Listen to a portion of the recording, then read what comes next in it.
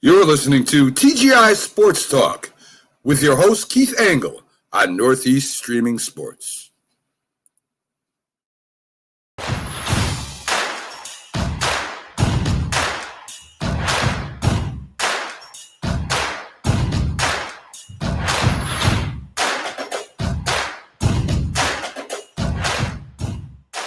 Good evening, everybody.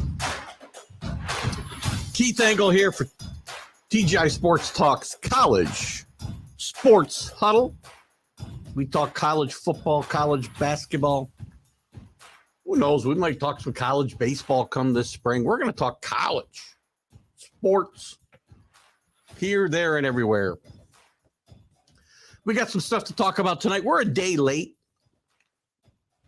I apologize to everybody for not being able to do the show live last night. I hope we have some of our regulars on tonight because I got a special announcement in just a few minutes. So I want to thank everybody who's watching tonight on Facebook. We're on Northeast Streaming Sports, by the way. We're also simulcasting on Let's Talk Sports. So we've got Northeast Streaming Sports, Let's Talk Sports. We're also on the TGI Sports Talk page, of course. We're live on Facebook and YouTube and Twitter. So welcome everybody again. Sorry for being late last night, or not being on last night and being late this week. Been a busy week work-wise in the office all 4 days this week with workshops and out for dinner, working dinners, more or less working dinners the last 4 nights. 3 nights. But we're back tonight with the College Football Huddle and lots to talk about. I got a special announcement in just a minute. Hopefully some of our regulars will be with us tonight, even though we're late. Augustine, how are you? Good to have you with us. Yeah, we certainly are going to talk some college football tonight with the Cinderella slipper, and we'll see if John DeLon makes it in tonight to kind of make me crow a little bit. TCU could not keep pace with the blue bloods of college football, the SEC, getting beat badly in the college football final. I mean, this game was just never even close, right? I mean, gosh. I think it was 10-7 at one point. It got to be 10-0, and I thought, well, here goes Georgia. And then Tennessee came back, scored a point, or TCU, sorry, came back, scored a point, and then a touchdown. That was it, 65-0.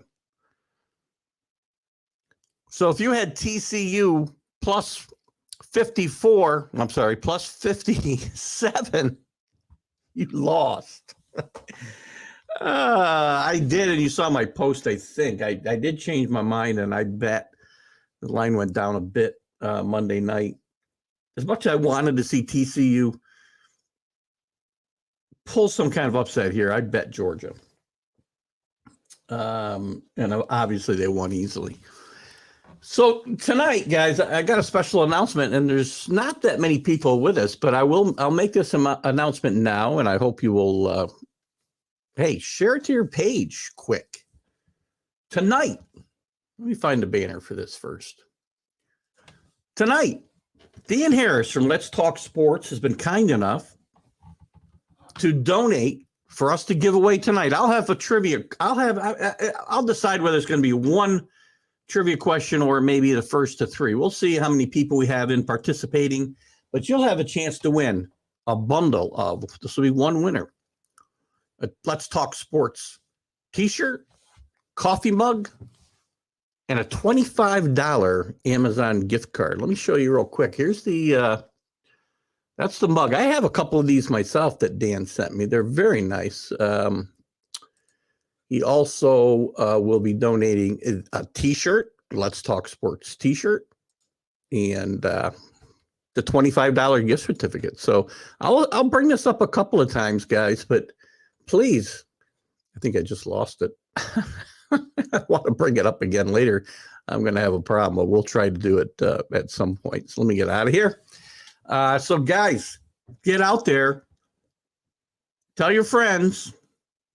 Here's the only stipulations, guys. You've got to follow, and I know most of you that watch the show follow me. I want you to follow TGI Sports Talk on Facebook, and I want you to go to Let's Talk Sports on YouTube and subscribe to the channel, and also subscribe to Northeast Streaming Sports for that matter. But you got to do those two things to win this prize tonight. So, and I'll be checking. So I don't know. We'll wait till about the 8 o'clock hour. Hopefully, we'll have a few people jump on, and hopefully, you could your sports knowledge, your college sports knowledge, will be up to snuff tonight. Or you can search Google faster than your brethren. And I'm only going to get. It's hard. I got to put a time limit on it, I guess. But first one to answer each question. Could be one question, could be three. I'm not sure how we're going to do it. I don't want this to go on forever. We'll try not to make them too hard, but get ready for that and win some. And thanks to Dan Harris for donating that.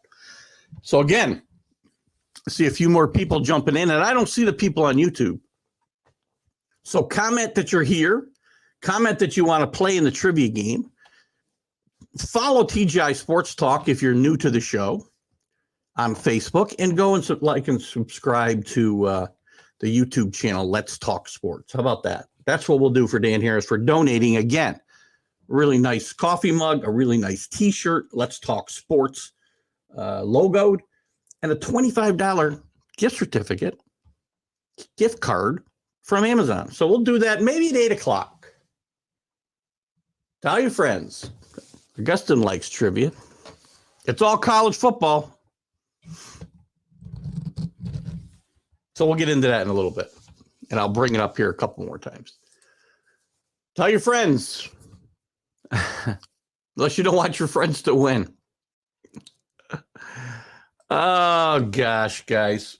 Oops, wrong thing there. But I will say hello to Greg Rawlings at, let's do that too. This week's group shout out, football, a football life, a football is life, excuse me.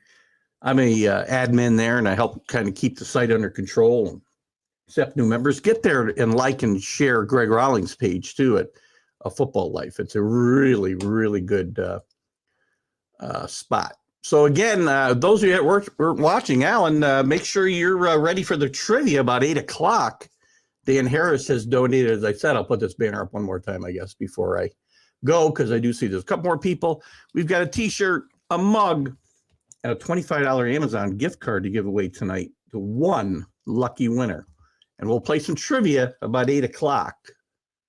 Hopefully we'll have a few people. And again, got to go like and follow. I know you're following both. It's funny. A lot of guys do come and watch the show, but they aren't following the show. So go to TGI Sports Talk on Facebook and follow us. And go to YouTube and follow.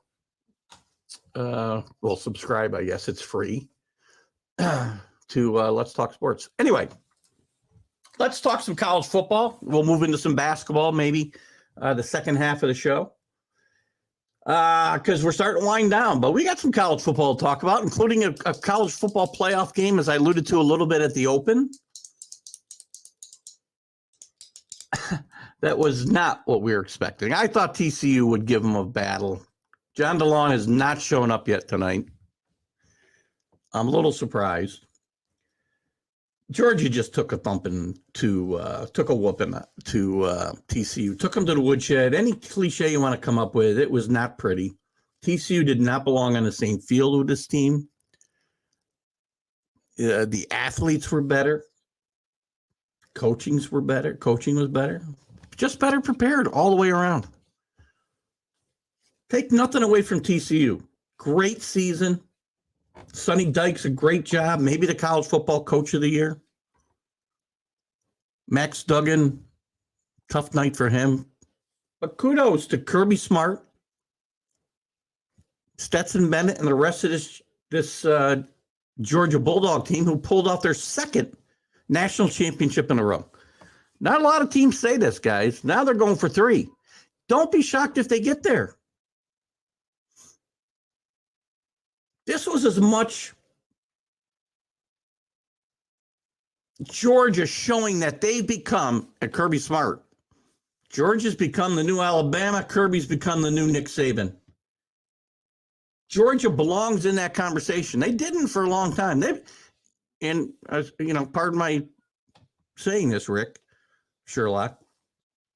Georgia's a really good football program, has been for a long time.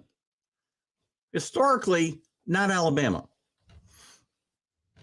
Well, with the kind of run that they're on right now, they've been in a position to win the national championship the last, I don't know how many years.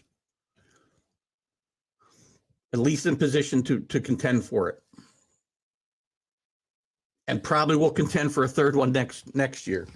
Kirby Smart has put them on a different plateau. So this wasn't as much, and look at, I don't know who they were going to beat, who they would not have beaten Monday night. They were that good. And TCU, listen, not their best effort. We get that, and things kind of snowballed for them. But Georgia is just on a different level, and there's no other way to say it. So welcome, guys. By the way, I see some people jumping in, so I want you to know at 8 o'clock we'll be giving away a mug and a T-shirt from Let's Talk Sports donated by Dan Harris and a $25 gift certificate also given donated by Dan Harris. So Dan Harris, really a good guy, wants to thank all of you for watching this show and watching his show. So get over there. Subscribe to the Let's Talk Sports channel, and also get there and like and follow TGI Sports Talk if you have not. Even if you're a viewer of the show and you haven't done it, you need to be that. You need to be following it to be able to win. And I will check. We'll do some trivia at 8 o'clock to pick a winner. One winner of all those prizes. Hope you guys all stick around. I already got that. Alan says, as long as Nick Saban's at Alabama, they'll always be. I didn't say they wouldn't be in the mix. Nobody said that. Because, again, Georgia was in the mix while Alabama was dominating. Other teams have been in the mix. I'm not saying Nick Saban's done. Everybody here knows, I will continue to tell you, that Nick Saban is the greatest college football coach of all time. But at the present time, today, going forward until further notice, Georgia is a new Alabama. Kirby Smart is a new Nick Saban. It's that simple. Alabama's not going anywhere, guys. Not as long as Nick Saban's coaching them. So don't misunderstand what I'm saying, Alan. Your team is going into the hornet's nest a year after next season.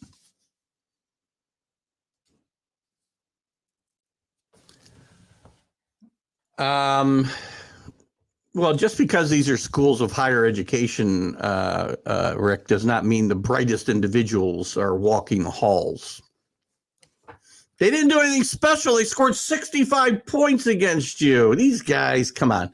You know, here's the thing you need to learn in life. And if you're saying that, Rick, I think you'll agree with me here. If you're saying that, you're learning nothing from what sports has to teach you.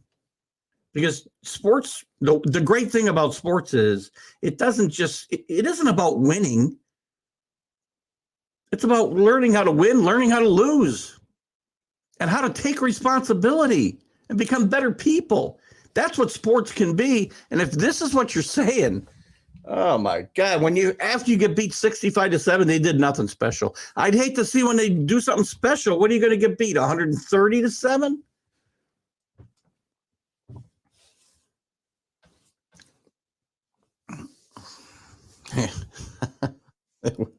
They could have ordered wings, pizza, surf and turf. And it's a great story. I'm sorry. Look at TCU, great run. It would have been a great story if they won. They didn't win. Georgia becomes a story. Stetson Bennett becomes a story. He becomes an interesting dilemma for the NFL in a way. He's too small. We know that, right? Well, so is Drew Brees. And I've said it here a couple times. I don't think he'll be an impact player in the NFL. I think he'll probably get drafted now. He played very well in this down the stretch in the semifinals. He played a great game Monday night. He'll get drafted, I think. Now, I thought it could have been in question. And I think he'll be good enough maybe to carry a clipboard for a few years, maybe for a long time. Or maybe he'll surprise everybody. Just remember, heart means something, man. This kid, I'll never take anything away from this kid. He's a great player. What do you got here? Alan. They didn't do anything special. They were just a hole in the fill. Yeah. They didn't do anything special. If you're playing on Mars. I want that kid's number. I want to call him up and get him on the show and say, what are you thinking, dude? Your parents got to be so proud that they're sending you to school and you're not learning a thing. Man, how annoying, right? I mean, it's Stetson Bennett. And again, please, I'm not a bandwagon jumper here. I think you know that of me. I said before the season, and I'll admit it right now, I said I thought Georgia would take a step back and not make the playoff. They had their struggles a few times during the course of the year, but they're a great story, and there's no better story in college football or maybe in sports right now than Stetson Bennett. And I want to touch on something else when we get a chance. But Stetson Bennett not only was a walk-on when he started at Georgia, they tried to replace him every single year. Kirby Smart was bashing him after the semifinal. And maybe that's how he motivates himself. Maybe he's motivated like Tom Brady is by criticism and slights, or real or perceived. But Stetson Bennett, too. And is there anything to this? Love to get your guys' feedback. And Rick, I know it's going to be hard for you to take a step back, but try to do that. Pretend you're not a Georgia fan. Pretend you're just a college football fan. Chris Mad Dog Russo said the other day that it's not fair for a 25-year-old Stetson Bennett to be out there competing with 19-year-olds. You're going to see more of this, by the way. There's a lot of kids in their 6th year. He was okay with it last year, but after he won national championship, he wanted out. So 24-year-olds against 19-year-olds he's okay with. 25-year-olds. What Chris Winkie win the Heisman Trophy at 28 years old? I just lost one of my trivia questions now. Does it matter? Right? I don't know. Forget about Brock Purdy. Listen, I want to see more. Again, first of all, what did they say about Brock Purdy? He was drafted 106. What was the number? 166, whatever it is. No, I think that was Brady. Mr. Irrelevant, whatever, the last pick in the draft. Don't compare Brock Purdy yet. Brock Purdy still, he's only played like 4 games. Played well. And I don't want to compare, we're comparing the NFL with college. I don't want to do that. Let's stick with Tom Brady. Tom Brady used that criticism. Tom Brady used slights in college. And by the way, Tom Brady was a really good college quarterback. Every big win Michigan had while he was there, Tom Brady was the quarterback. Just remember that. Tom Brady didn't stand there holding a clipboard in college. A lot of people think that's the case. Tom Brady played a lot of football. He should have played a lot more. But Tom Brady will tell you that Lloyd Carr made him the player that he is because of the slights he felt in college. Brock Purdy hasn't done anything except play a couple of good games in the NFL. And again, Alan, you're not wrong in the fact that, geez, I would not have thought Brock Purdy was going to be a contributor even in 4 games in the NFL, especially at this level. Brandon Weed, there's been a few guys that have, whatever. I mean, Chris Winkie, I think, if I'm not mistaken, and I'm not sure what Whedon's situation is. You can probably tell me following the Big 12 as close as you do, Alan. Chris Winkie, I believe, played professional baseball and then came back. Listen, you got eligibility. They got 50-year-old punters coming from Australia. Maybe not 50. Just not. If you got college eligibility, you can play. There's no age restrictions. I don't think there never has been. Now, again, these 28-year-olds are aberrations. That's not the norm. Even 25, but 25 won't be the aberration for long. Not when you got extra red shirts and you get, 6-year seniors, 7-year seniors. That will eventually flush itself out once the COVID factor is gone. The COVID era factor is gone. But, 25 years old. He's a great story. Chris Russo, listen, he's another guy, this is a great story. And there's no reason to knock Stetson Bennett and say, well, he's a man competing against boys. He's a 25-year-old kid who wasn't given anything, had to fight for everything he ever got. It's a great story. And Georgia winning back-to-back championships now becomes a great story as well. What's the deal? He was, yeah, that's right, with the Yankees. Thank God he didn't come up. Went back to college for the NFL. I know he played with Cleveland. Not a very good NFL quarterback, by the way, so that's not, you're better off from comparing, and I know you're not comparing him to Bennett.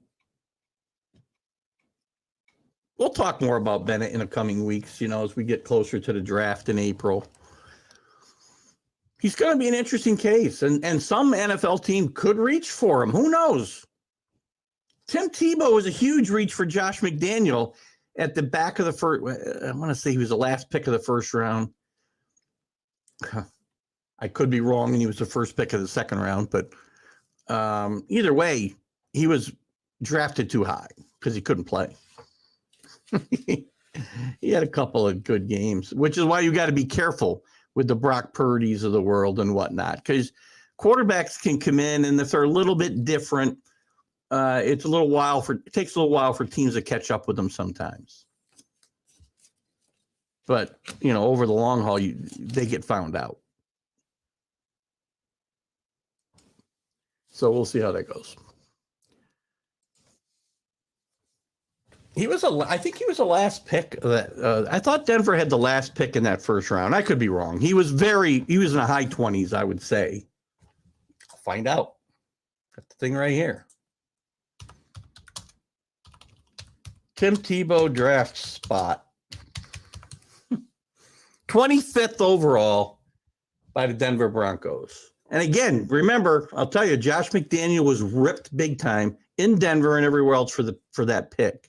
And rightfully so, by the way. Again, regardless of what Brock Purdy's doing right now, nobody's saying, boy, how come we didn't draft him in the first round? It was during the season where the Cowboys only lost one game. What are we talking about here? Oh, the Oklahoma State, Brandon Weeden. Yes, I remember that season. Listen, I remember Brandon Weeden playing for Oklahoma State, definitely, because I followed Mike Gundy. Mike Gundy's been my guy out west there, Midwest, whatever we want to call that, near West. Oddly enough, he was picked after Des Bryant. Will Georgia be ready for a third championship? Carlos, yes. Listen, I doubted this team coming into this season. I won't doubt them again. They're going to have guys to replace, including Stetson Bennett. And I give Stetson Bennett credit. He could have left and gone somewhere else after winning this year. He was guaranteed nothing by Kirby Smart to come back. He wasn't guaranteed the starting job. He came back and he won. No reason not to think, and you and I will talk about this tomorrow morning a little bit, at least Carlos, the Mad New Yorker. We'll talk about this. There's no reason to doubt them. I doubted them this year. I'm not going to do it again. Kirby Smart has now earned the right to think he will be in the mix for third straight. Remember, don't just say ready for a third championship. Make sure you put the word straight in there, because that's important to this conversation. Third-rated recruiting class. Important. With the transfer portal, those recruiting numbers don't mean as much. Just ask Jimbo Fisher.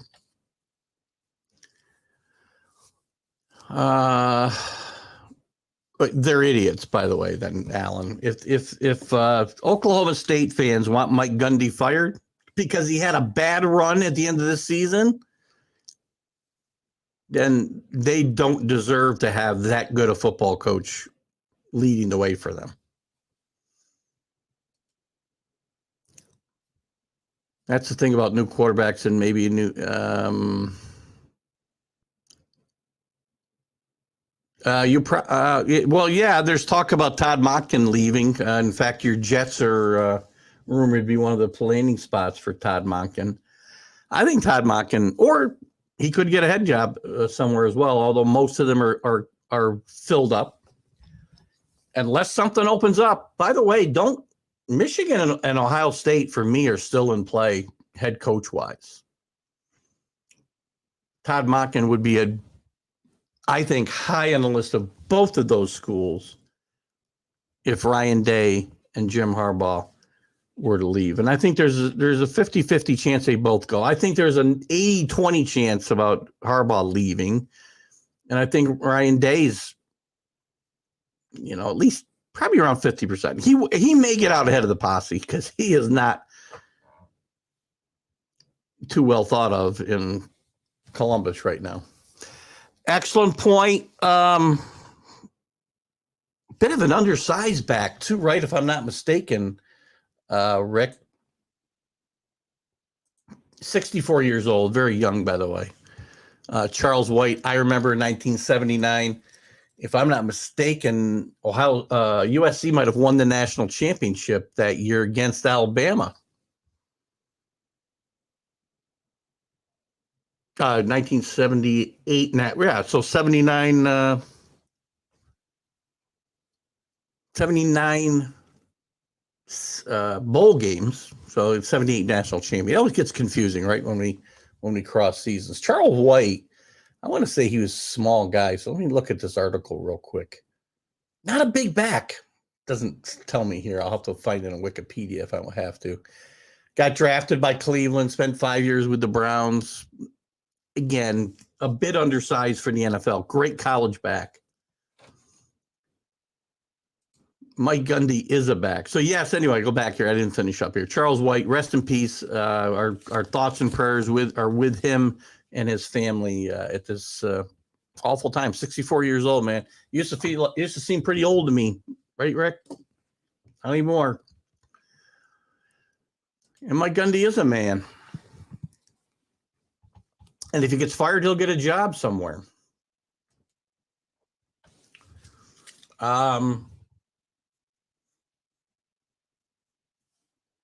Something I wanted to talk about here. I got myself sidetracked. By the way, as we've got a few more people, I want to remind everybody, 8 o'clock, we're going to play some trivia. We've got some prizes donated by the wonderful Dan Harris from Let's Talk Sports, where we're simulcasting tonight as well. You'll have the opportunity. One winner. A Let's Talk Sports coffee mug, a Let's Talk Sports t-shirt, and a $25 Amazon gift card. We'll play some trivia. Make sure you follow TGI Sports Talk's Facebook page, and I want you to go subscribe to Let's Talk Sports YouTube channel. So for those of you who don't know, right now we're going live to Northeast Streaming Sports, where the show started out. Well, we didn't start out. We started out independent, but Northeast Streaming Sports is still, my go-to place. But Dan Harris, who I've done shows with on his network, and I have talked about sharing content, and I've shared more and more content. And so we're simulcast on both networks, and we'll continue to do just that. What else comes out of this? I mean, who's next year's TCU? Who's the team that had a losing record? So again, I'm not saying they come out of, listen, TCU is from a power conference. I'm not saying it's got to be Temple has a chance to win the national championship. But who's the team? Who's next year's chance to turn things around? Can Jimbo Fisher come back from a 5-7? I'm going to get into my standings here. Can Jimbo Fisher bring Texas A&M from 5-7 to the national championship conversation? I'm not so sure. Let's go through some of the big conferences. I want to take a look and see who's got a chance here. In the American, listen, I'm going to count the big five. Sorry. Oklahoma. How about we put Oklahoma in that conversation? Brett Venable is feeling the heat, at least nationally. I don't know about locally in Oklahoma, Alan, but nationally, the word is Oklahoma fans are not terribly happy that this team that won, what they win the year before, 12 games. I know they lost their quarterback, but, Lincoln Riley didn't take the entire team with him. The feeling is that this team had the talent to win the Big 12, and he went 6-7. 3-6 in the league. Good opportunity to maybe come back next year and turn the corner here and be this year's TCU. Who else would have that type of opportunity? Baylor? Maybe. How about Michigan State turning around under Mel Tucker? Doubtful. And again, remember, it's got to be a losing season. Is Nebraska going to turn it around in year one with Matt Rule?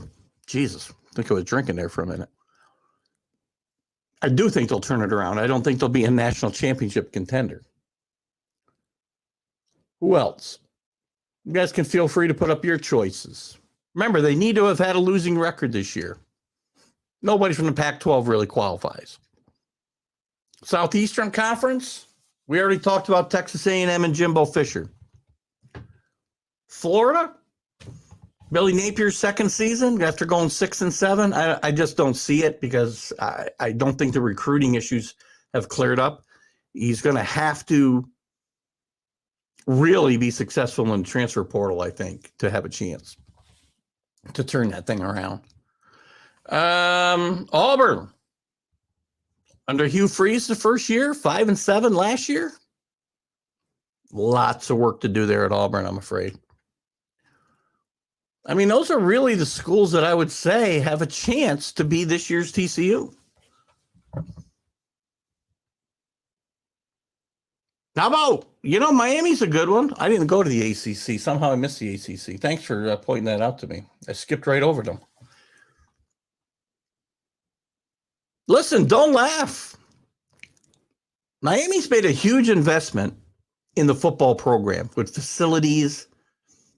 Again, the biggest problem in Miami is playing off campus and also getting talent to actually perform. I think Mario Cristobal will do a much better job. I think this team will be much better in year two. I don't think they'll be a national championship contender. What do you got here? I think we saw this one here. Only one team in college football history has won 3 state national championships. Minnesota. That's correct. Another trivia question gone tonight. You should have waited, Alan. You'd be in the lead right now. Cross that one off my list. You may be seeing number 2 do this because Georgia has got a great shot. And only 5th back-to-back in history. Well, there goes 2 of my trivia questions. I could ask who they are, but you've already got the answer now, so throw all those questions out. Am I looking for the Hurricanes? As I just said, Carlos, I'll be rooting for the Hurricanes. Do I think they'll win the national championship next year? No. But they'll be much better. There you go. There's your.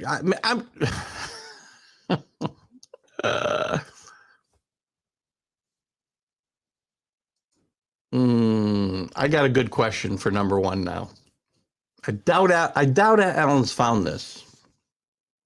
Alan Google's fast, so when we play trivia for these prizes at 8 o'clock, guys, you better be fast.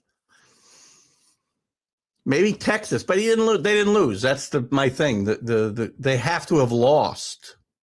They have to have had a losing record, as TCU did last year.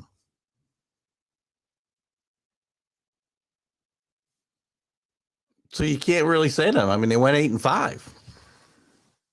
And he is under fire, yes. I mean, interesting to see what happens with the quarterback situation at Texas next year. Okay. So when I say pressure, Alan, if he turns around and goes 6-7 or 7-6 next year, I would say Brent Venable might be 2 and done. Illinois is not a losing record either, though, Carlos. You've missed the biggest piece. You have to have had a losing record this year. Illinois was 8-5. Good choice to come out of nowhere. They would be a come out of nowhere team. And I love Brent Bielema. Great coach. He's done a great job of resurrecting this program. Took a lot of teams right to the hill. He really probably should have beaten Michigan in that Michigan game before the Ohio State game. He caught the Wolverines looking ahead, and he had them. You want another mismatch in national championship game? No, I didn't say I did. I said, who's the best candidates? I didn't say I want one. But you got to remember something. You're going to 12 teams, so that brings up another topic here.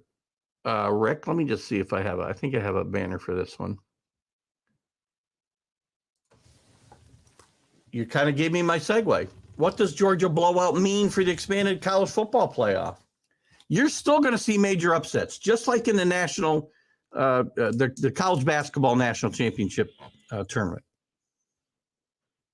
You see upsets of major teams all the time, and you'll see it in football. And Kenny and I got into a not a back and forth, but he made a comment the other night about, these teams getting blown out. You'll still see upsets, but they better happen in the first round or two. You're not going to see them in the national championship game. If teams get to the national championship, they're going to get blown out more often than not. So, we all want an expanded playoff. Well, most of us want an expanded playoff. We're going to get these kind of games. Maybe not 65-7. And by the way, it may have been a blowout, Rick. And you may think people want to see you may crap. Now I lost the story. Damn.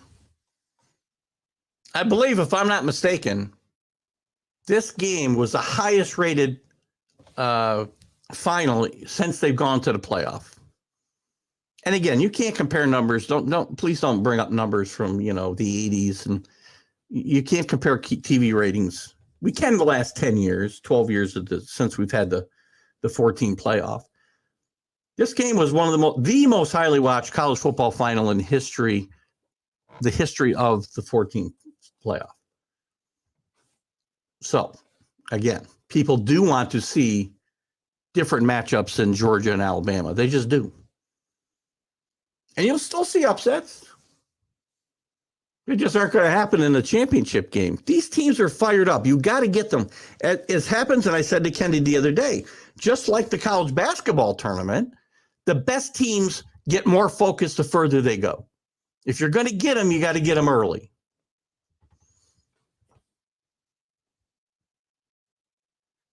Alan's killing my trivia. That's okay. I can find more questions. I got a good one to get started with.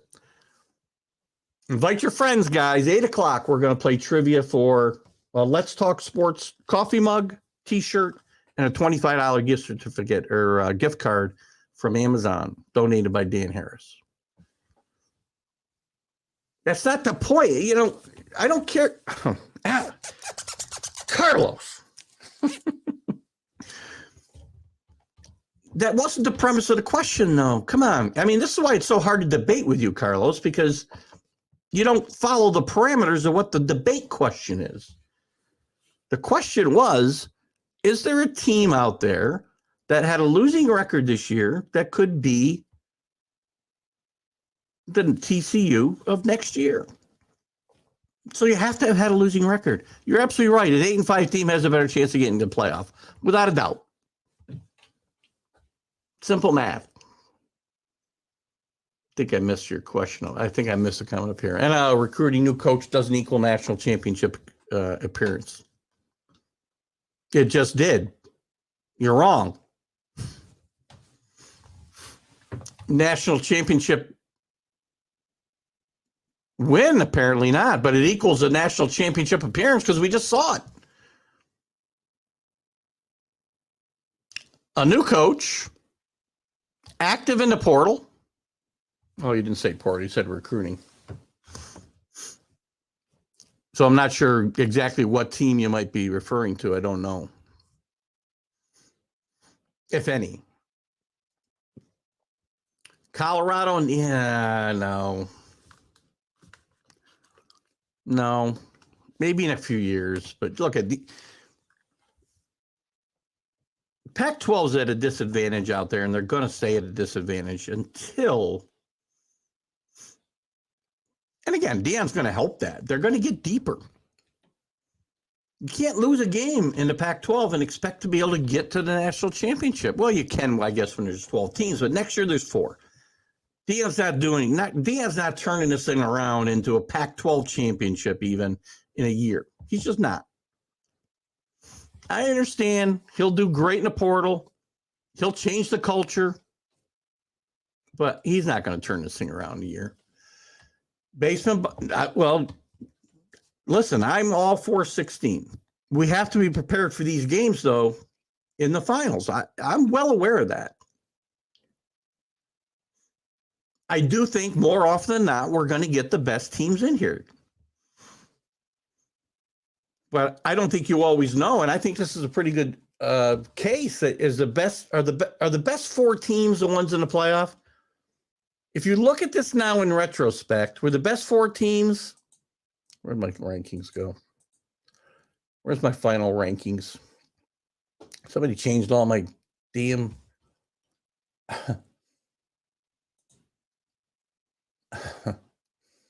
Sorry. Here we go.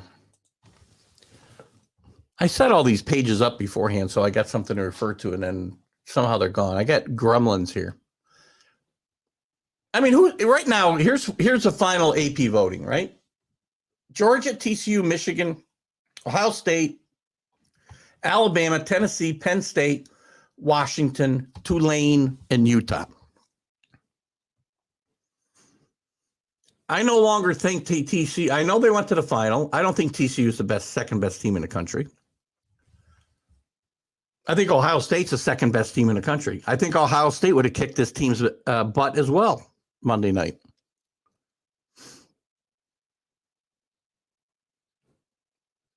I'd also have Alabama and Tennessee above Michigan and TCU. So I'd have Georgia, Ohio State, Alabama, Tennessee, Penn State, as much as I hate. Well, maybe I'd slide in Michigan at 5. We're looking for a comeback. To what point? I mean, well, the score was 38-7 at halftime. They were talking about comebacks at halftime, and I was like, this is Georgia, right? This isn't. Who'd they come back? I don't know what their biggest comeback was this year.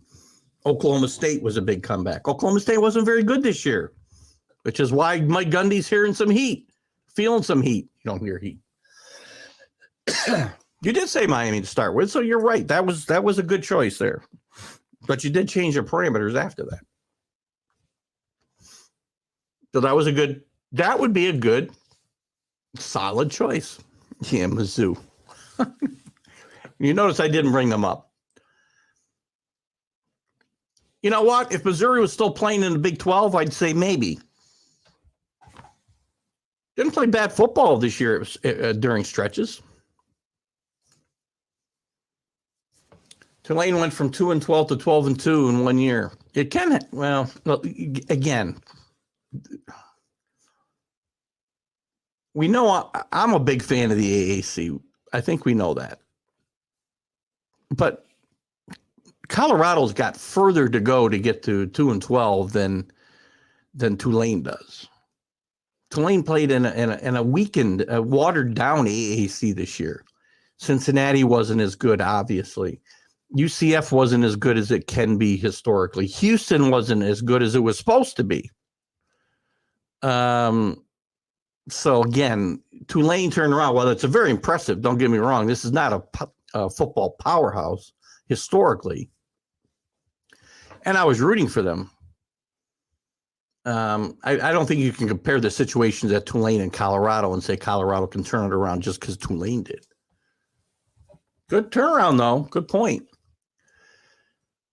I did not get a chance to get to it. I was, let's take a look right now real quick. NCAA transfer data. Let's see what I got here.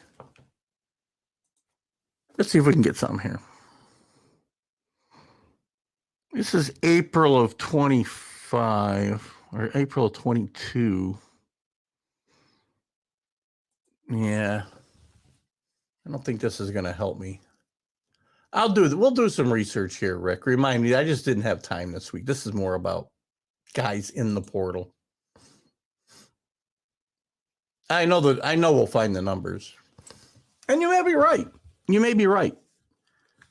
Alabama's isn't as high as a lot of teams either. I mean, again, if you're Kirby Smart or Nick Saban, you don't need to go to the portal and use NIL the way others do. Not that the coaches should be involved in that anyway. I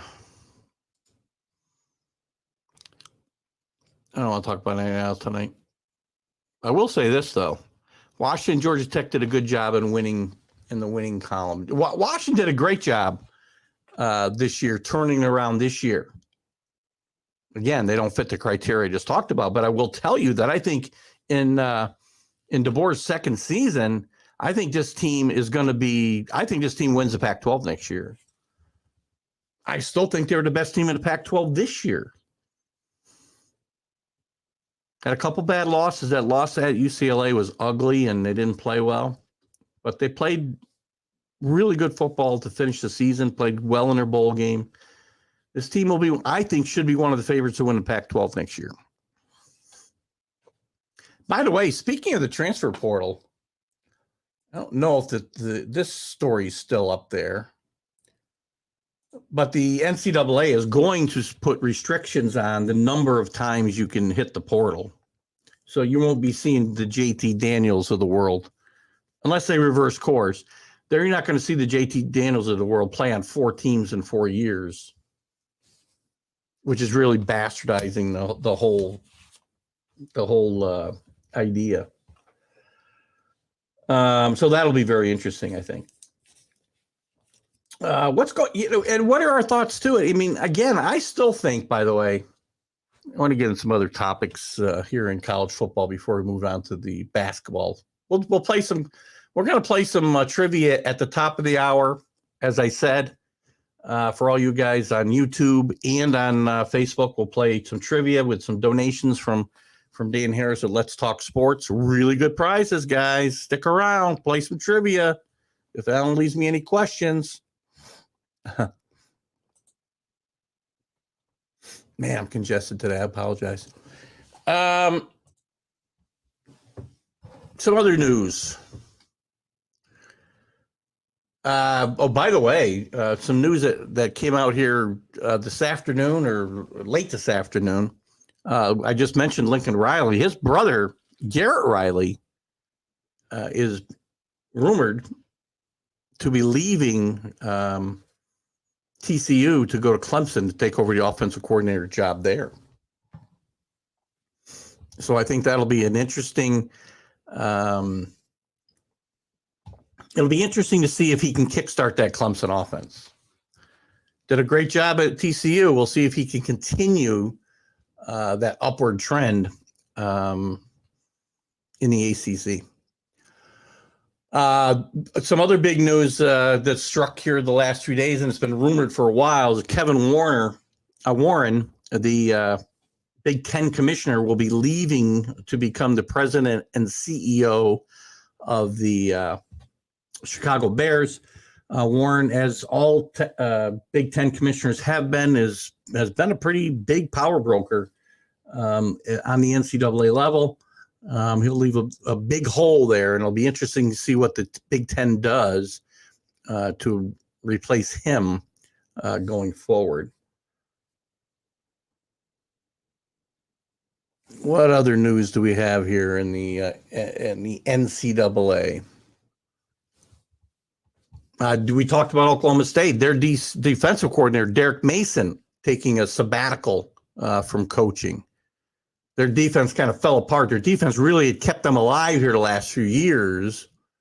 And this year it kind of let them down while their offense did not step up. It did early in the year. Sanders, the quarterback and the offensive, played better early in the year, but they could not keep up with the defense. And Derek Mason, by the way, is former wide receiver in the NFL, if you remember, with the Ravens. And I don't remember who else. He also coached Vanderbilt for 5 or 6 years. Was fired 8 games into the 2020 season at Vanderbilt. Alan, from what I've seen, Georgia has lost a lot to the portal, but it hasn't gotten many back. And I think that's the case, too, by the way, with Alabama, who lost 10 before their bowl game. And Nick Saban spoke out about it. And maybe that's what it's going to take. And maybe that's why there's some restrictions that are starting to come down with the portal.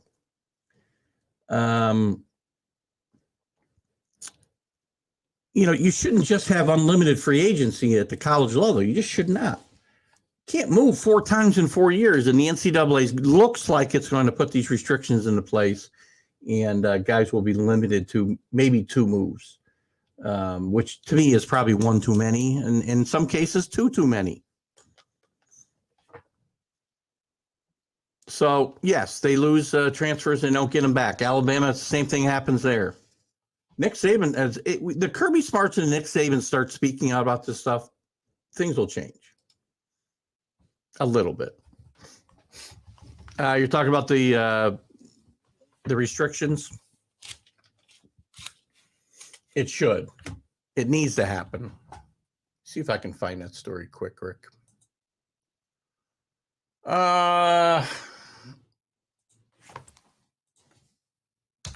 NCAA transfer portal. Thanks for bearing with me on a day late, guys. I'm glad you're with me tonight. Let's see what we got here. The vote did come down. Limit eligibility for second-time transfers to curb the ballooning portal usage. Good. So it is official. My bad. This story was on January 11th, 2 days ago, or yesterday. I've been busy all week, guys. I've been, work. I hate it when real life takes the place of my fun life.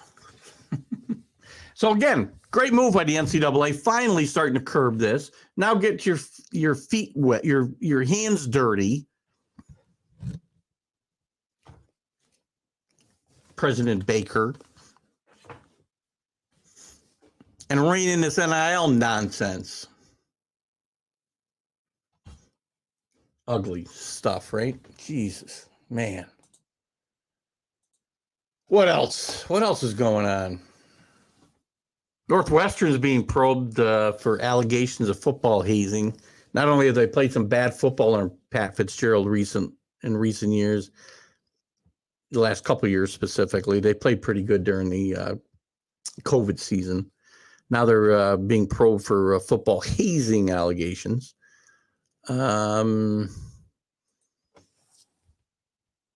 Interestingly enough, David Shaw longtime Stanford coach and really good coach for a long time. They've struggled the last 2-3 seasons. Is getting an interview with the Denver Broncos.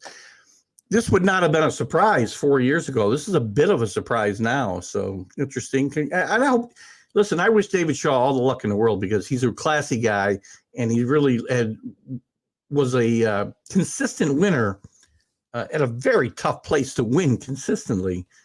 Stanford. Now he took over the cupboard full, more or less, from Jim Harbaugh, but still, kudos to him. What else do we have here?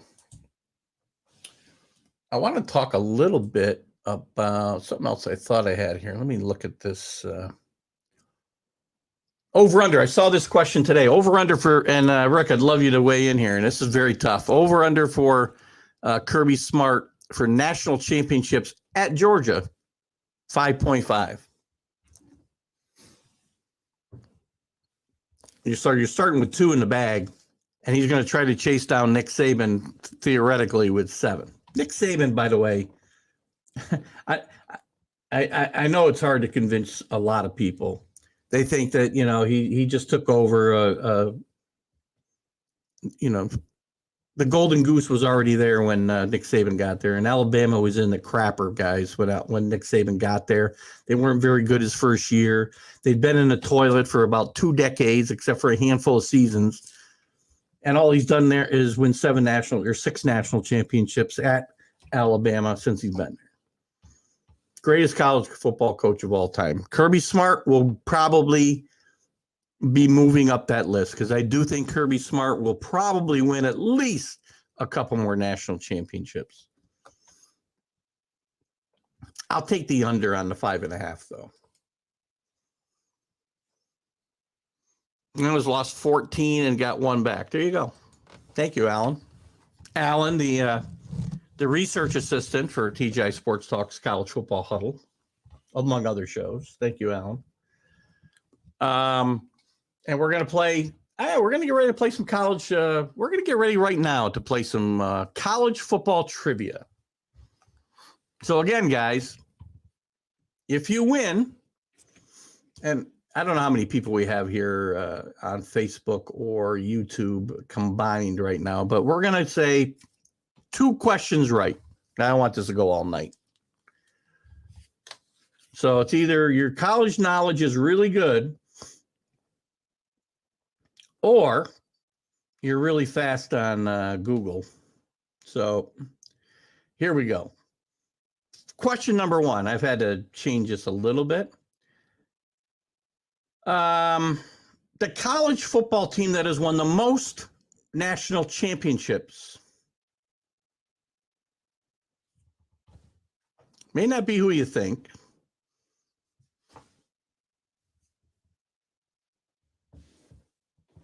Now, because I'm talking about not since there's been polls and everything else, I'm telling you in the history of college football.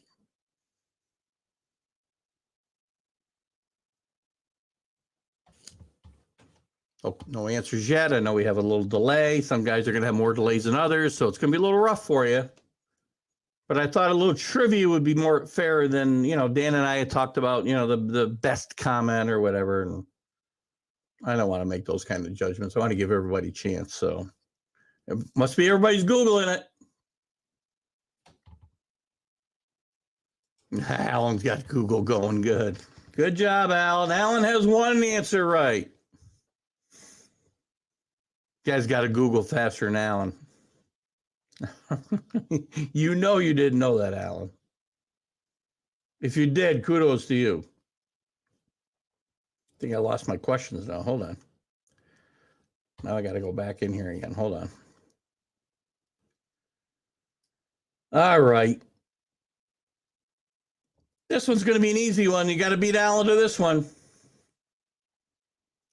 Where is the acknowledged birthplace of college football? It's really not that hard. This one's fairly easy.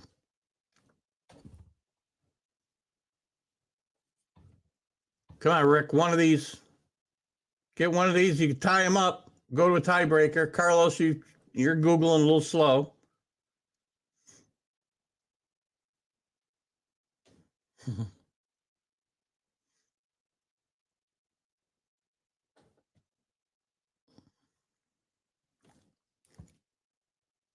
Oh, very good.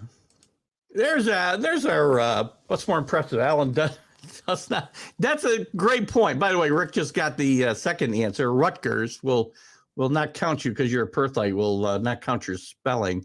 I didn't think you meant Ruggers, Howard, or wherever. But Dan's got a great point. And again, I want to thank Dan Harris for supplying the Let's Talk Sports coffee mug, the Let's Talk Sports t-shirt, and a $25 gift certificate. So whoever wins here, we're tied 1-1. We're going to 2. Next question could be a winner unless somebody else sneaks in here. Augustin, where are you? Get your Google fingers out. So thank Dan for doing this. And remember, guys, you got to follow. So Alan, make sure you're following TGI Sports Talk. Rick, I know you're a follower. And go to Let's Talk Sports and subscribe to the YouTube page. So we're going to make sure before Dan sends these out, you'll have to, I would say, message me on Facebook, my private Facebook, your address to the winner. Okay. So my next question. Oh, man. The annual Army-Navy game trophy is named for what lieutenant general?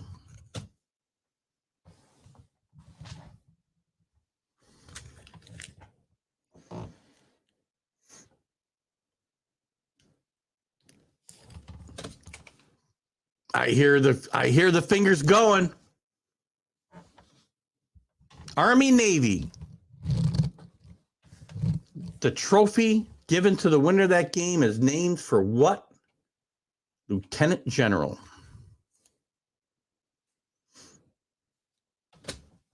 Oh, they're typing away, Dan. They're typing away.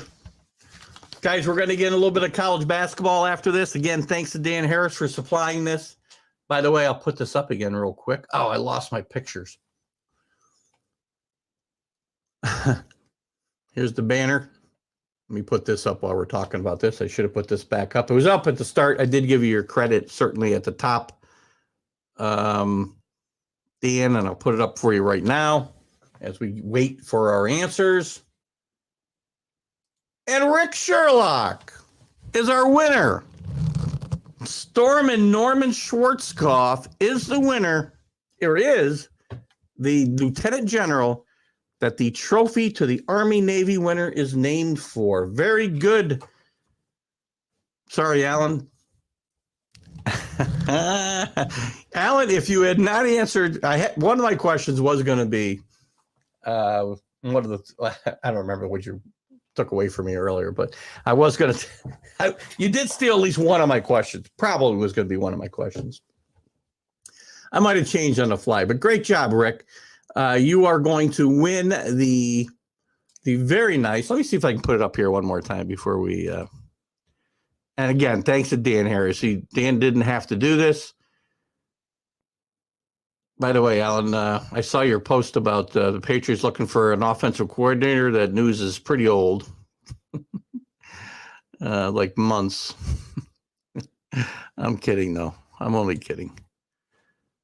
I can't seem to get the picture up here. Anyway, I don't know. Did you see it earlier, Rick? Make sure you. I can't do it.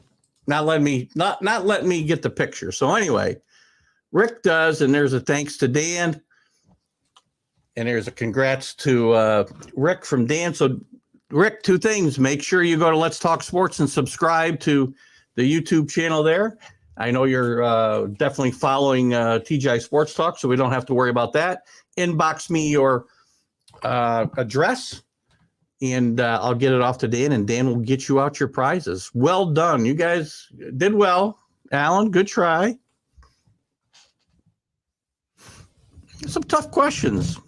I know you didn't know Yale, Alan. If you did, congratulations. Because to be honest with you, I didn't know that until I looked it up. And I'll always be honest with you. I hate it when people say that, and here I am. Well, to be honest with you, I could have just said I didn't know that. Let's move on a little bit. I want to get into, we'll talk more about Harbaugh and Ryan Day. We know my thoughts there, right? But I want to jump into a little bit of college basketball chatter, right? I want to look at the rankings. I want to talk a little bit about, which we'll get into. And by the way, please follow. We talked about Let's Talk Sports. I do a show, Dan and I do a show together, and Dan, due to some health issues, hasn't been able to co-host. He's actually the host. I'm just, hanging around with Dan on our Let's Talk New York Sports show on Fridays. I've gone solo for the last several months while Dan recuperates, and hopefully we'll get Dan back here sometime, at least in some way, shape, or form. But I love doing that show on Fridays, and Dan's also sharing a lot of the content that we post, not both, but college football huddle, the Are You Serious, Sunday Stream of Consciousness, the vlog. We do a Major League Baseball update now, weekly, bi-weekly where it's needed in the wintertime. We're going to do some more stuff too. I'm going to get back into interviews. Rick, I know you enjoyed the interviews that I started doing. That's where I cut my teeth here. And I look back, man, I look at some of the interviews I did when I started in 2020, summer of 2020. And I think, man, that guy didn't know what he was doing. But I wanted to get back into it for a while, and just haven't had the time or the wherewithal to track down really good guests, people that I want to talk to, people that, Rick, I know you like seeing, the people I grew up watching. That's how I became friends with Larry Sorensen, and he's been a great contributor to this show. Todd Stottlemyre, Denny McClain we've had on. We've had Tommy John on. All these guys that loved watching when I was a kid. We're going to have more, and Dan's actually going to help me out because Dan behind the scenes is going to work. I'm going to give him the people that we want to reach out to, and we're going to get and start doing these interviews again. We probably won't do them live. So what I'll do is maybe we'll announce who the interviews are going to be with, and then we'll have a list of questions maybe if you want to send them to me. But it's easier to do the interviews without a live audience because you lose the flow when I go to the comments and whatnot. But we'll start doing that here really soon. I got to get had a tough week this week work-wise, but we're definitely going to start doing that here as we move into the very near future, hopefully. What do you got here, Dan? Also, you disappointed that you didn't ask which NBA player thought the earth was flat. It's a college football show, Dan. It's a good one. Dan knows of my wonderful affinity for Kyrie Irving, which we talk about a lot on the Let's Talk New York Sports show. By the way, we're going to talk more college basketball. The local college basketball I want to get into more. The New York City, UConn, we get into Jersey, Syracuse, of course, even the upstate teams here, if they're playing well enough to warrant it, Siena and Albany State, we'll get into all of those. And I've been trying to incorporate them. I did have Ed White on. You're right, Rick. Ed White was a great interview. I really enjoyed it. And I hope Ed's still doing well. I know he's had some health challenges that he talked to me about during the interview. But, as I follow him on Facebook and chat back and forth with him here and there, he seems to be doing pretty well. By the way, he fits into this because he was a great college football player at Cal before his days in Minnesota and San Diego. What? Help me out there, buddy. Let's talk a little bit of college basketball here. If we go a little bit long today, we'll go a little bit long because I kept you guys waiting yesterday. And I know some of you guys aren't as big as into college basketball as I am. I will try to continue to keep you guys abreast, and maybe it'll be something that you'll start to get into. I think, by the way, there's more interest here in this area when Syracuse is really good, which hasn't happened for a while yet now. I think when Siena has one of their runs or Albany State has one of their runs in the NCAA, I think there's some interest, but we'll try to continue that. The race at the top of the rankings continues. Houston, with Kansas losing recently, has regained the top spot that they had early in the year. They're 16-1 under Kelvin Sampson. Kelvin Sampson has done very well. They counted 34 first place votes to Kansas's 22. Purdue's having another big year under Painter. They're 15-1 and got 4 first place votes. They're number 3. Alabama. Yes, I said that. In basketball, they've had some really good teams. Recent vintage. They've struggled a bit in the tournament, but they're 13-2, up to number 4, 3 spots up to number 4. Tennessee, 13-2 under Rick Barnes. Good start there. Up 3 spots to number 5. SEC's killing it here recently. UConn has fallen back 15-2. They fall down 2 spots this week. UCLA is up 3 spots, 14-2. Another good job by Mitch Cronin out there at UCLA. Gonzaga moves up a spot, starting to rebound after a slow start. 14-3 they are. Arizona, the clouds starting to clear, but the basketball is turned into more of a struggle. They dropped 4 spots. They are 14-2. Texas, they lost this week after firing their head coach, Chris Beard, which I talked about on Sunday, after the allegations that he assaulted his wife. She backed away from those charges a little bit, or stepped them back a little bit. But Texas is having none of that. Chris Beard, as they should, has been fired by University of Texas. The search goes on. For a coach, John Calipari's name keeps popping up there, and a lot of Texas people aren't happy about that. I'll get to your comments here in a second. I know Alan's got a few things up there. Kansas State, 14-1, up to 11.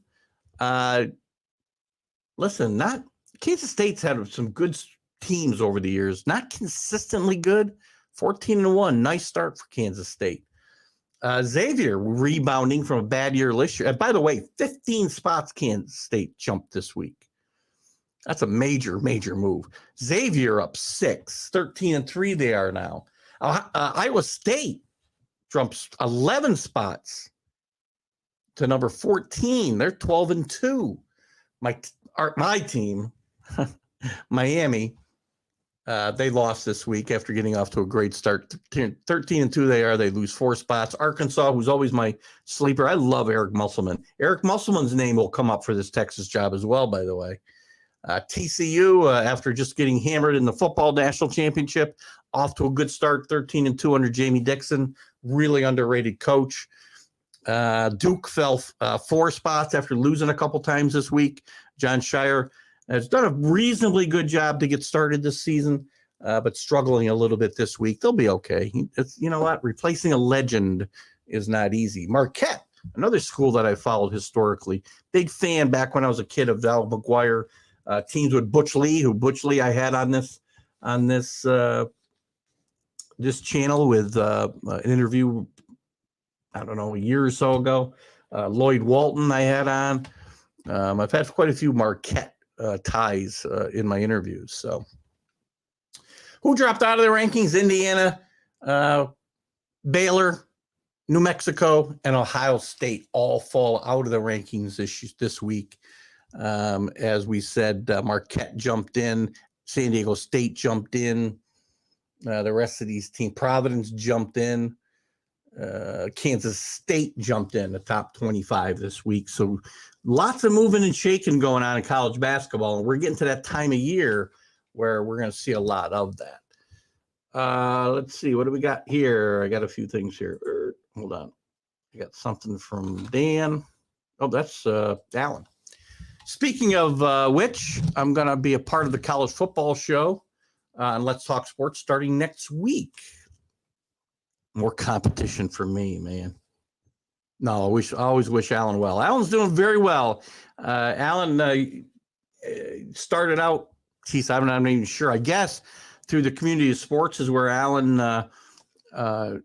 found our show. I'm not really sure exactly how it all worked out. Alan has been a loyal follower of this show for quite a while, and through that developed a relationship with Dan, and coming in and commenting on my show. I think Alan is probably hooked up with Dan, probably commenting through the Let's Talk New York show, or maybe some of Dan's other shows. But Dan saw some talent in Alan after he co-hosted on my show to fill in a few times for the Mad New Yorker and some specials we did together.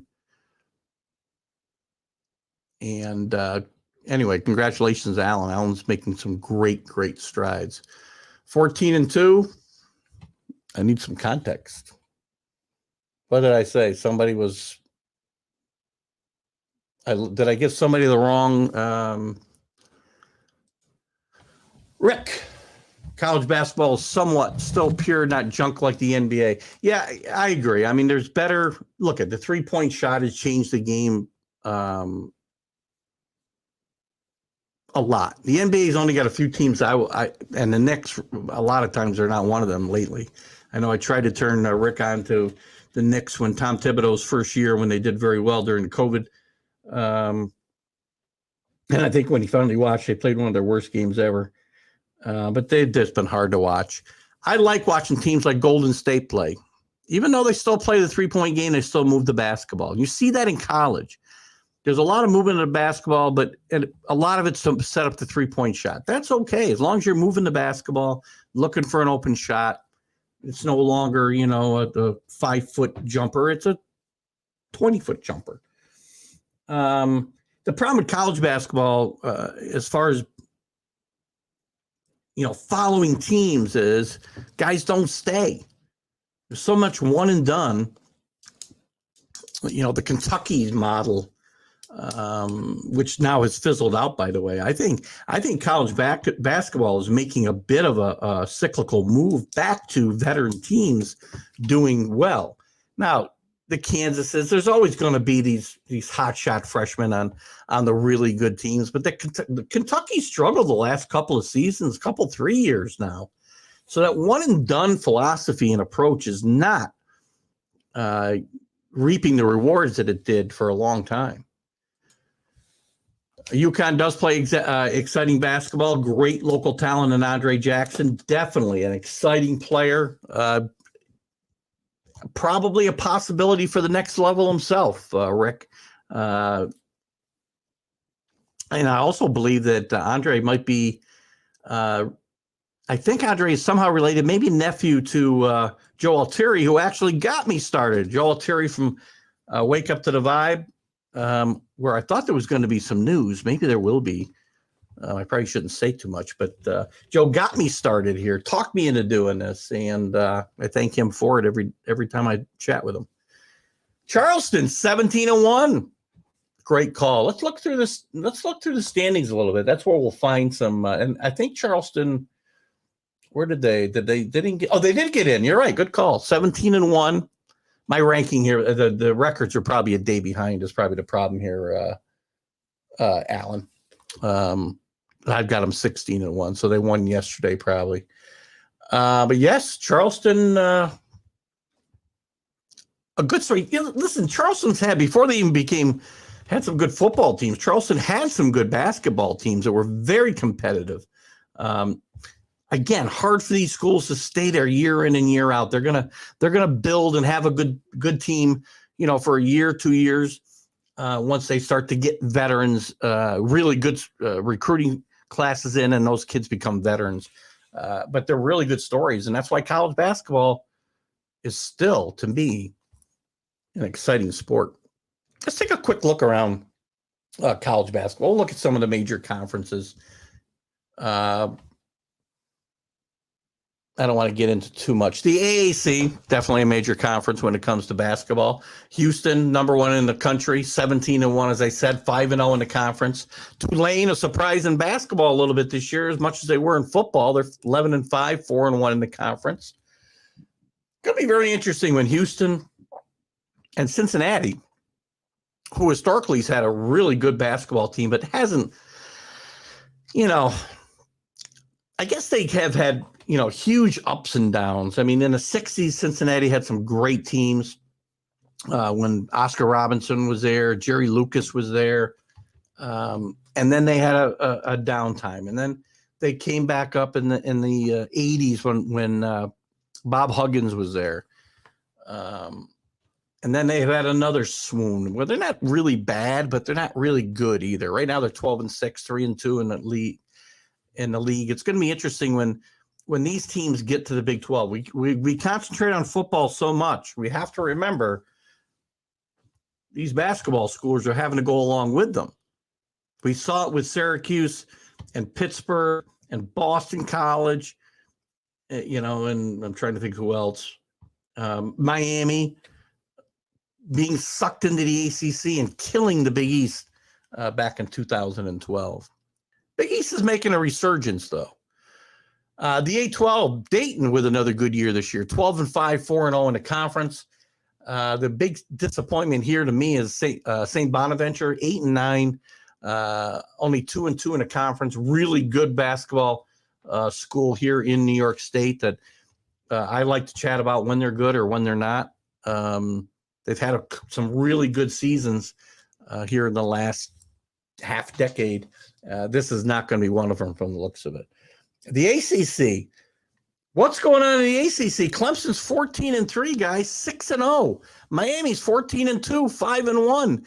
Pittsburgh's 11-6, 4-2. The league's upside down. Wake Forest 12-5, 4-2. Virginia at number 13. They were at number 2 here not too long ago, before losing a few games in a row.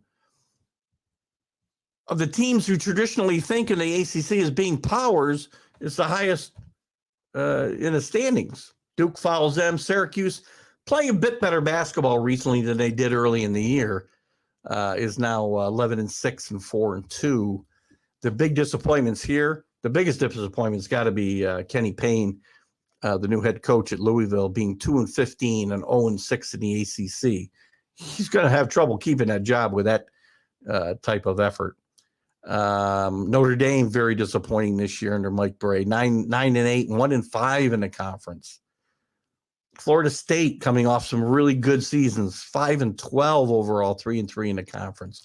And North Carolina, just like last year under Hubert Davis, 11-6, 3-3 in the conference, struggling. They got it together during a tournament last year and were able to play much better.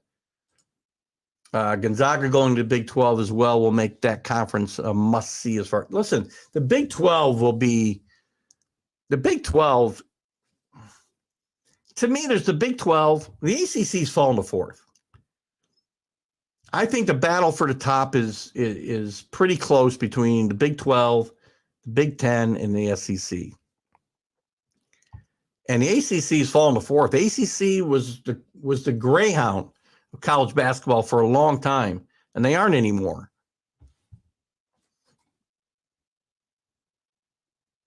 Big 12 right now, Kansas, as we said, 15-1, 4-0 in the conference. Kansas State, big surprise, jumping up, as we said, to a number 11 this week from out of the top 25. 15-1, 4-0 in the conference. Iowa State, a bit of a surprise at 13-2.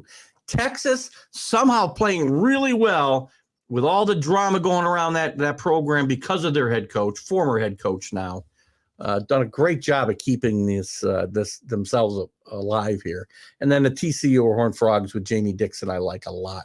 Baylor's fallen back after a bunch of big years, just 1-3 in the conference right now, 11-5 overall. I got to mention Oklahoma for Allen, 10-6, 1-3 in the conference.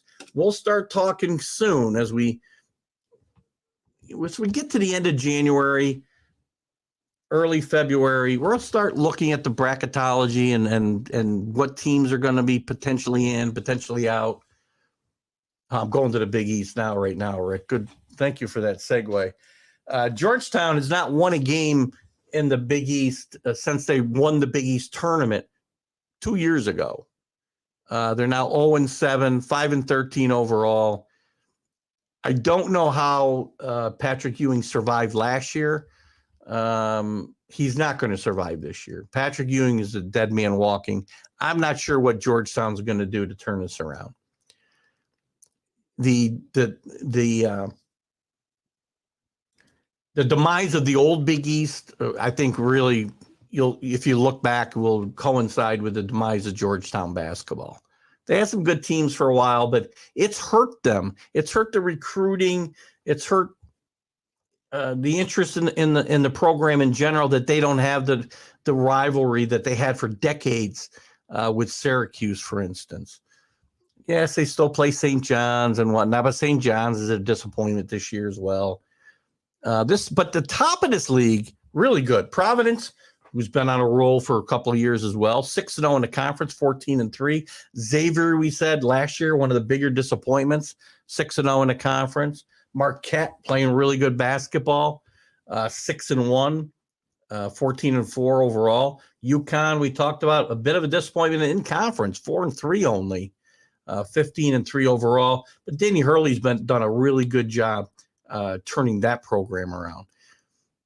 Creighton, after the rest of this league now starts to fall into the mediocre range. Creighton, Seton Hall, DePaul, all kind of lumped together. Villanova, disappointment in the first year after Jay Wright's retirement, at least for the time being. And St. John's a bit of a disappointment. 12-6 overall, which isn't terrible, but 2-5 start in the conference, just horrible. And Mike Anderson might start feeling the heat there. I was very happy with that. Alan talks about Texas Tech being 0-4 in Big Ten play. You know, Texas Tech is funny. They've never really been able to get over that hump and get to the next level. Looks like Rick might have messaged me his address on Facebook. There we go. But they had some really good years under Bob Knight. They had some really good years here and there otherwise. But this is too tough a league. Texas Tech is not going to regularly compete in this conference. Neither is West Virginia, by the way. We talked about them last year. Bob Huggins might be reaching the end of the road at West Virginia. That's going to get tougher. This league's going to get tougher and tougher, as we talked about. Houston coming in was really good. UCF, okay. Cincinnati, okay. But Gonzaga is going to be the big shaker. Big shake up here. And it's really going to hurt their conference as well, which we'll talk about maybe in a second. We're going to skip over some of these smaller conferences. Big Ten, we talked about Purdue. Michigan State, not ranked, but 4-1 in conference, 12-4 overall. Coach Izzo's doing his usual good job. They've won 7 straight. I'm shocked that they're not in the top 25, to be honest with you. They got off to a bit of a slow start, but they played really good, certainly in the last month or so. Michigan, 9-6, overall 3-1 in the conference. Rutgers playing some better basketball recently. We'll talk more about them probably on Friday on the Let's Talk Sports show. 12-5, 4-2, as I said, in conference. Who's a big disappointment here? Ohio State, 10-5, 2-2 in conference. Illinois, Bruce Underwood's team, also a disappointment, 2-3 in conference, 11-5 overall. Fran McCafferty, formerly of Siena, his Iowa Hawkeyes, only 10-6, 2-3 overall after having a great season last year and really having a disappointing NCAA tournament. Nebraska, not good. Indiana, as we said, 1-4. They were in the top 25 for most of the early part of the season here, or hovering around it, but they've fallen on some hard times, losing 3 in a row in conference to fall to 1-4 and 10-6 overall. And Minnesota is just putrid.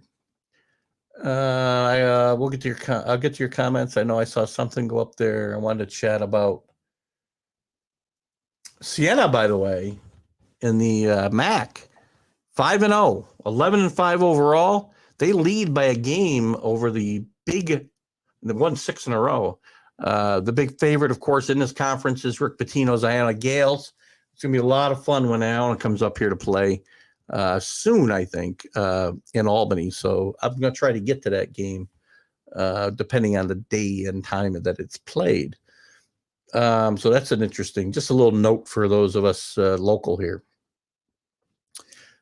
Siena, by the way, is here in the Capital District area, just outside of Albany. The Mountain West, really an underrated basketball conference. They never do well in the tournament. That's their biggest problem. San Diego State, which has had some pretty good years recently, mostly under Jeff Fisher. He's retired now for the last 2 years. They're 13-3 and 4-0 in the conference. Good start for them.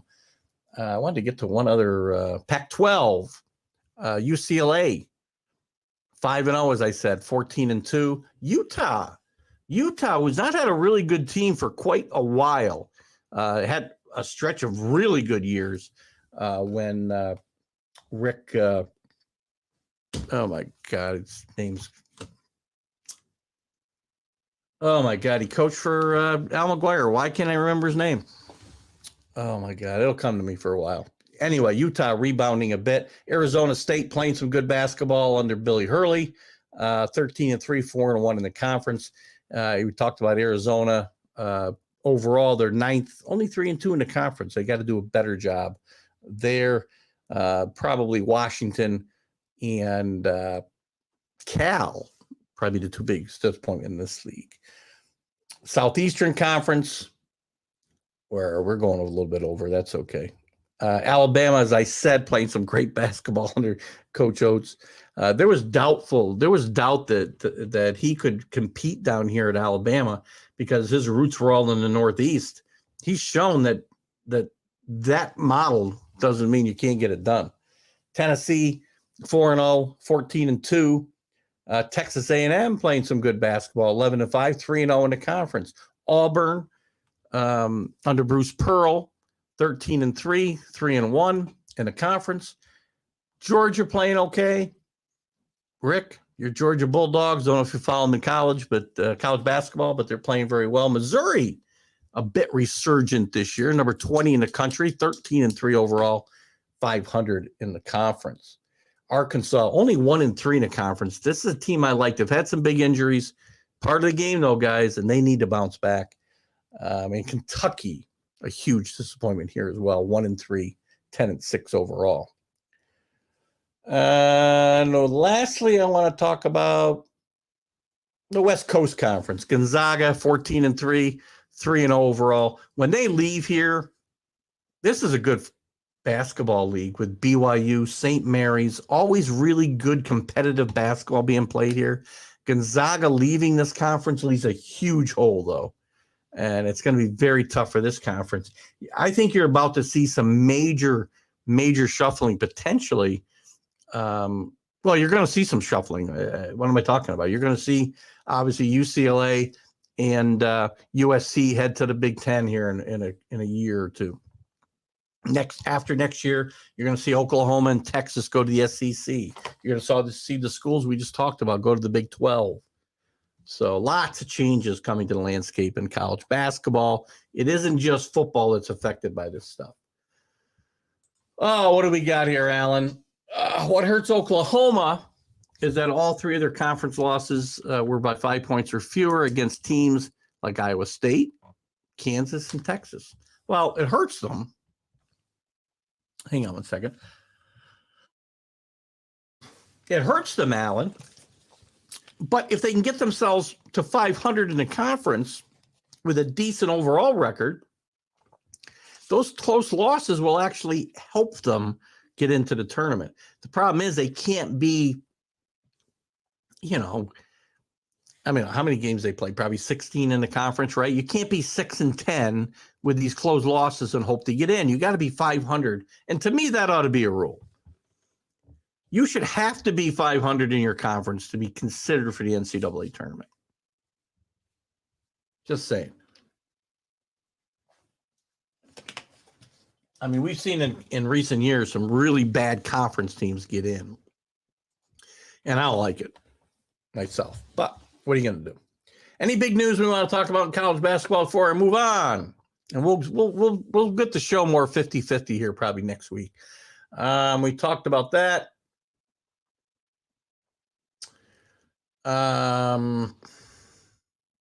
It's funny. Fay got injected at Texas.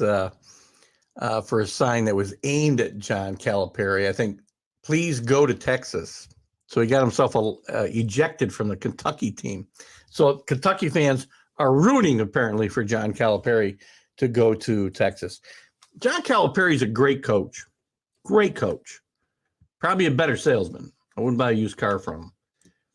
He's done a really good job. And people think it was easy. You think it's easy, that one and done scenario that he thrived on for, a decade probably?